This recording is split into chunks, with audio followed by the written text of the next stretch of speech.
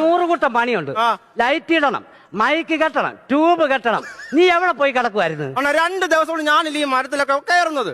അണ്ണന്റെ മാമനെ ഒന്ന് വിളിയണ സഹായത്തിന്. എടാ അത് നീ അറിഞ്ഞില്ലയോ? എന്തുവാ? മാമൻ പ്രകൃതി വിരുദ്ധത്തിന് കേസെടുത്തിട്ടിരിക്കുക.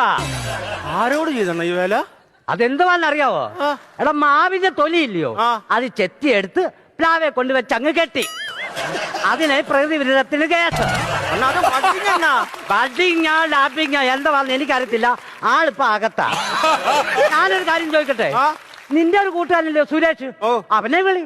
അവൻ വിഷമിച്ചിരിക്കുന്ന വീട്ടിൽ. അതെന്തിനു? എന്റെ പൊന്നെണ്ണ, സുരേഷ് ഇന്നലെ പണിയും കഴിഞ്ഞ് വന്നപ്പോണ്ടല്ലോ അവന്റെ ഫോണിൽ ഒരു മെസ്സേജ് വന്നു. ഇത് 101 പേർക്ക് അയച്ചു കൊടുത്തില്ലെങ്കിൽ അവന്റെ ദാമ്പത്യ ജീവിതത്തിൽ പല പ്രശ്നങ്ങളുണ്ടാവും. അവൻ അയച്ചു കൊടുത്തോ? എവിടെ? അവൻ കിടന്ന് ഉറങ്ങിയെന്നാ.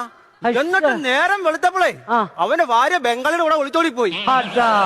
ആ മെസ്സേജ് അയച്ചു കൊടുക്കാത്തോണ്ട് സംഭവിച്ചില്ലയോ? എടാ നീ മിനുവേ, നീ പറഞ്ഞ നേരാന്നോ? പിന്നെ സത്യമാന്ന്. എന്നാ സുരേഷിനോട് വേണ്ട എന്റെ ഫോണിലുണ്ട് ആ മെസ്സേജ് ഒന്ന് അയക്കാം. അണ്ണ 101 പേർക്ക് അയച്ചു കൊടുക്കുവോ? ഞാനോ? എടാ വീട്ടിൽ അറിഞ്ഞിരിപ്പില്ലേ, പോന്നെ പോട്ടെ. മിനുവേ, പ്ലെയർ പ്ലെയർ. ദൈവമേ കാക്കുമാരാകണം, പാപമായ എന്നെ നീ കാക്കുമാരാകണം. മതിയണ്ണ? മതി. ഒരു പ്രാർത്ഥന ആയതുകൊണ്ട് ഞാൻ അനങ്ങാതാക്കി നിന്നതാ. നല്ല കീറി ഞാൻ വെച്ച് തന്നെ.